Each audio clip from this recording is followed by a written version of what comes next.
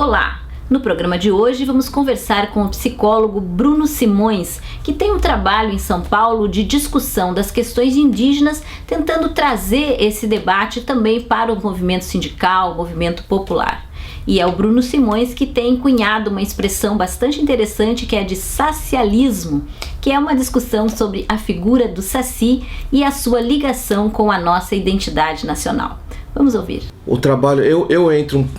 dentro do horizonte da psicologia com povos indígenas, digamos de maneira mais institucional, já dentro de um trabalho que vinha acontecendo no Sistema Conselhos de Psicologia do Brasil, que tem data em 2004. A partir de uma série de debates que teve discutindo, um seminário que teve discutindo subjetividade de povos indígenas, o CRP de São Paulo passa a montar um GT, um grupo de trabalho de psicologia, aproximações de psicologia e povos indígenas. E ali se faz uma série de reuniões, de encontros com lideranças indígenas para tentar compreender, a partir do olhar dessas lideranças, qual era a contribuição que a psicologia tinha para dar para a luta indígena, para o mundo indígena, para a vida indígena, enfim. E o que é mais interessante desse primeiro momento é que já nasce de uma maneira muito aproximativa, né, em alguns momentos até ingênua, em alguns momentos até realmente ingênua mesmo, assim, aquele conhecimento, um pouco conhecimento que a sociedade nacional tem de maneira geral, mas que já nasce com uma consciência muito clara que é preciso ouvir as populações indígenas antes de você tentar pensar em qualquer coisa que seja feita com ela. Quer dizer, ouvir elas e construir junto com elas. Essa é o que me parece o mais importante desse primeiro momento, é essa consciência, né? Essa tentativa, mesmo que seja uma tentativa ainda ingênua, mas que já foi uma tentativa de você conseguir fazer uma construção conjunta, né? E aí eu entro há 3 anos atrás eu entro nesse grupo que já estava acontecendo, que tem uma publicação bastante boa, que é o resultado desse encontro com múltiplos profissionais, muitas lideranças indígenas do Sudeste, basicamente lideranças indígenas do Sudeste, algumas trazidas para uns momentos específicos, mas esses momentos de fazer ir até a aldeia e fazer a construção foi mais lá no Sudeste, por conta que a gente está no CRP São Paulo, né?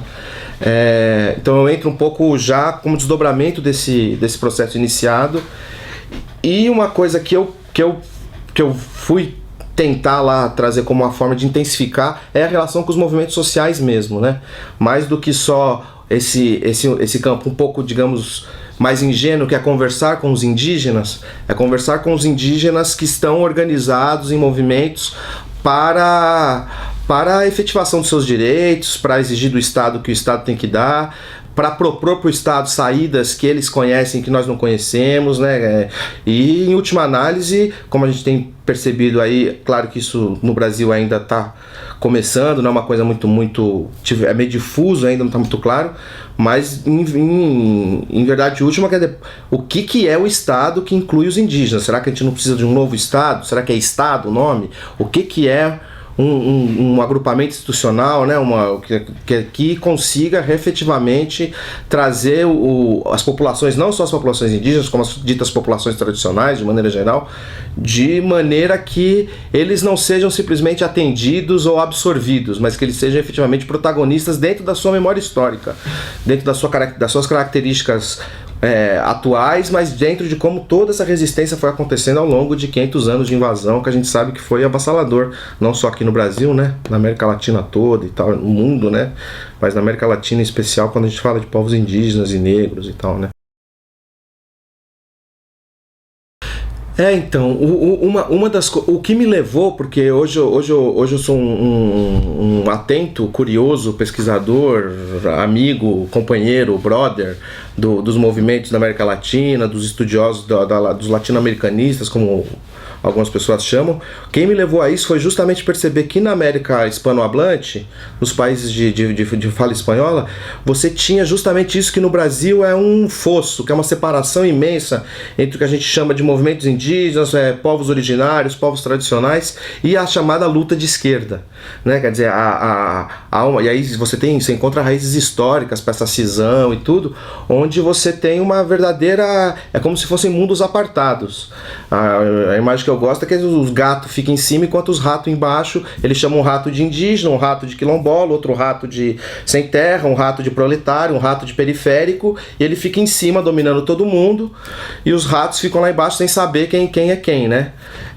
Então um pouco essa ideia de que há uma classe trabalhadora, há uma classe oprimida, há um grupo de subalternos, são tantos os nomes que o pessoal lá de São Paulo fala é nós, né? O povo chamado povo da periferia, quer dizer, esse termo é nós. Esse é nós, para mim, ele diz uma coisa interessante, porque ele usa o no sentido de uma unidade, de uma identidade, mas fala nós no sentido de uma diversidade. Então, é uma coisa que é coesa, que é unitária, mas ela é extremamente diversa, como você chamou a atenção do Zavaleta, né? Que ele tem aquele termo sociedade abigarrada, se eu não me engano, que é uma categoria que ele trabalha, que é um comunista daqueles de velha cepa falando da diversidade. Então, a gente no Brasil, a gente não tem uma base teórica, falando um pouco como pesquisador acadêmico, uma base teórica que já nasce pensando nessa heterogeneidade estrutural da sociedade, né? Então, foi por me incomodar com isso que eu acabei indo, fuçando e chegando nesses pensadores da Latinoamérica que fazem uma outra coisa, né? Que eles realmente pensam as coisas de maneira muito mais integrada, e aí cheguei inclusive numa relação direta com a questão da literatura, com o realismo maravilhoso, quer dizer, como isso está da igreja, quer dizer, temas que estão tão fragmentados, inclusive por esse padrão eurocêntrico de divisão da disciplina, e que você percebe que pela categoria da libertação, pela categoria da descolonização, pelo pensamento criado pelos povos e traduzidos pela academia ou por movimentos sociais de maneira geral, você tem uma pista boa para a gente seguir e perceber como que a gente pode integrar isso dentro de uma luta social, sem perder o pé da luta social, porque também é uma coisa que às vezes a gente vê aí o discurso da heterogeneidade, vê o discurso da pluralidade, vê o discurso da multipluralidade, da multi não sei o quê, e que às vezes também a gente vai esquecendo a raiz, que é uma contradição capital-trabalho que não foi superada ainda, e que enquanto a gente estiver agarrado nesse negócio, não dá para falar simplesmente de diversidade, sem você falar de luta social, sem você falar de libertação dos povos, né? Tratando mais diretamente dessa categoria que nos é tão cara. E como que tu analisas aí esses movimentos dos indígenas agora nessa semana que passou aí, assim, é uma coisa nova, né? Eu acho que é eu percebo que ela é um avanço no sentido de que assim, e é um avanço que não é um avanço que caiu do céu para ninguém, é um avanço que representa um desdobramento da agudização da exploração do ponto de vista da exploração da terra, do ponto de vista da interiorização do capital cada vez mais para dentro, que tem atingido populações que, digamos, estavam mais isoladas, muito entre aspas isoladas, porque tá todo mundo sobre a égide desse modo de produção há muito tempo, mas que, digamos assim, estão sendo mais diretamente atingidos nos últimos 20, 30 anos, e que parece que um dos desdobramentos dessa relação que você tem de forças é que os movimentos começam a se unir. E me parece que essa mobilização indígena, apesar de ter focos muito centrados na questão da demarcação, na questão das leis das leis de demarcação que estão querendo ser modificadas, uma avaliação que eu acho que é importante fazer é que me parece que ela já começa a ganhar um corpo de um protagonismo, que essa palavra também é meio assim, né? Mas assim, de um apoderamento, de uma potência propriamente indígena, sem colocar, sem tanta tutela, que também é uma coisa que a gente vê que infelizmente ainda é muito presente e tal, mas que começa a ganhar cara de uma coisa que não é só indígena, né? Começa a acenar para outros movimentos, para a união de outros movimentos. Eu tenho uma grande colega minha, que além de colega é companheira de debate, então a gente fica brincando muito que o nosso papel enquanto quem está nas instituições, quem está nos movimentos, é fazer essa costura de uma nova síntese, que essa nova síntese das diferentes formas de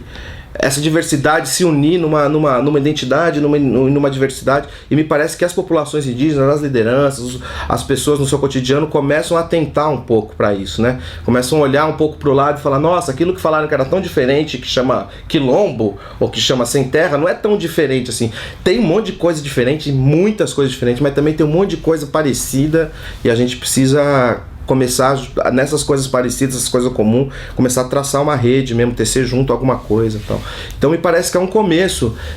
que vai dar bons frutos aí, vamos ver, né? culpado mesmo de tudo é o Saci, bicho. O Saci é o cara que na verdade, o Saci, por exemplo, o Saci tem um negócio interessantíssimo. O Saci tem uma história que ele nasce nas missões jesuíticas, como Yacia Terê,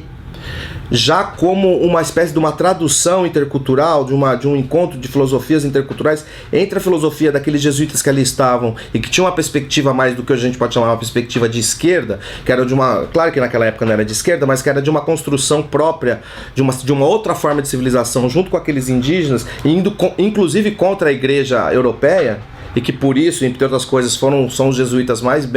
são apagados da história. Todo mundo acaba falando dos jesuítas como os jesuítas, aqueles que são só assim, debaixo do saco do Papa, como se diz, mas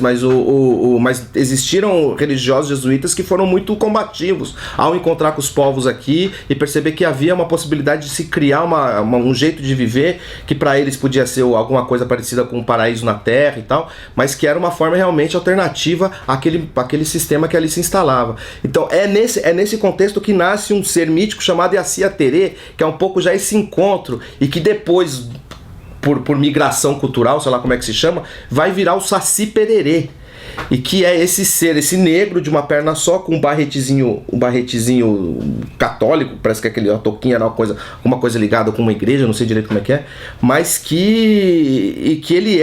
na minha cabeça, ele é a tradução, talvez o símbolo do que seria essa fusão, essa integração cultural e crítica. E aí você vai tendo toda a história do Saci, que todas as milhares, o cotidiano criado em torno do Saci, da presença do Saci na vida das pessoas, como uma forma de um pensamento mestiço, de um pensamento crítico latino-americano, que encontra no Saci a sua síntese, digamos assim. Eu vejo uma forma... E aí, brincando um pouco com isso, essa coisa da síntese, essa coisa da nova forma, da sociedade heterogênea, pensar um pensamento crítico, a gente brincar um pouco da criação que me parece que o projeto crítico próprio do Brasil é o tal do socialismo. Quer dizer,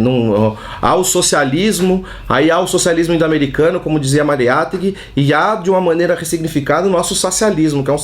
que é uma maneira de usar, essa palavra é terrível, né? Porque não é isso, não é folclore, é usar a memória histórica dos povos e sua relação com a realidade, sua forma de entender a realidade, de estar junto da realidade, como uma forma crítica de se colocar ao que está posto como forma de opressão, como modo de oprimi-los mesmo, né? De deixá-los sem poder viver o que eles poderiam viver, né? Impedi-los de viver a sua vida de uma maneira digna, justa. Não eles, nós todos. Porque também eu estava comentando com você ainda daquela minha amiga que falou é uma história que me marca muito, a história de uma amiga minha, Guarani, que um colega dela se deprimiu porque estava dentro de uma universidade, e foram perguntar para ele porque ele estava dentro da universidade e porque ele estava deprimido, que era muito importante ele estar lá. Ele falou assim: aquele lugar não tem crianças, um lugar sem crianças. Então, assim, isso pra mim é uma coisa que me marcou enquanto uma pessoa que tá na universidade e que gosta de estar de criança, que quase foi um educador de criança, foi um dos caminhos que quase peguei, e não tem criança. Quanto mais você vai subindo, quanto mais mestrado, doutorado, pós-doutorado, mais não sei o que, assim, menos você vai ver criança. Não tem criança. Você bota uma criança no corredor numa pós-graduação, vira aquele... Parece uma foca na fila do banco, porque você não tem nada ali. Então, assim, é uma coisa que está longe de ser uma proposta para os indígenas, longe de ser uma proposta para os negros, uma proposta para o povo rural. É uma proposta para todos nós. Nós todos temos que nos unir e pensar numa maneira de criar isso, e levando em consideração a memória histórica desse povo, a cultura, os modos de vida, a cosmovisão, a dimensão espiritual, o nome que você queira dar. Então, nesse sentido, o Saci, ele é o cara que vem trazer toda essa inspiração pra mim. Isso falando assim no modo pensado, de como pensar, de um pensador, ou alguma coisa assim. Porque eu tenho experiências diretas, eu costumo dizer que tem um Saci aqui no meu ombro, meio invisível, aquele cara que olhar com cuidado vai ver ele, que ele que tá buzinando essas coisas aqui pra mim e me prega a peça. Daqui a pouco eu tropeço, não sei mais o que eu tô falando de outra coisa, me perco, e tudo isso tá dentro dessa lógica, que é justamente essa lógica de resistência, que uma hora tá sendo oprimido, outra hora inventa, outra hora vai pra trás, outra hora vai pra frente, pensa uma maneira, inventa uma história e vai criando, resistindo e criando a anunciação de uma nova forma da gente pensar mesmo essa crise planetária que a gente está, né? Essa crise que é uma crise que, se a gente não cuidar, se a gente não prestar atenção no Saci e seus amigos, a gente tá danado, viu? A gente tá danado. Inclusive a bruxa também entra nessa. Se a bruxa, ela que seja bem-vinda pra entrar, ela que vá lá e dê uma vassourada no Obama, entendeu? E é nóis, tá todo mundo, vamos junto, vamos seguindo.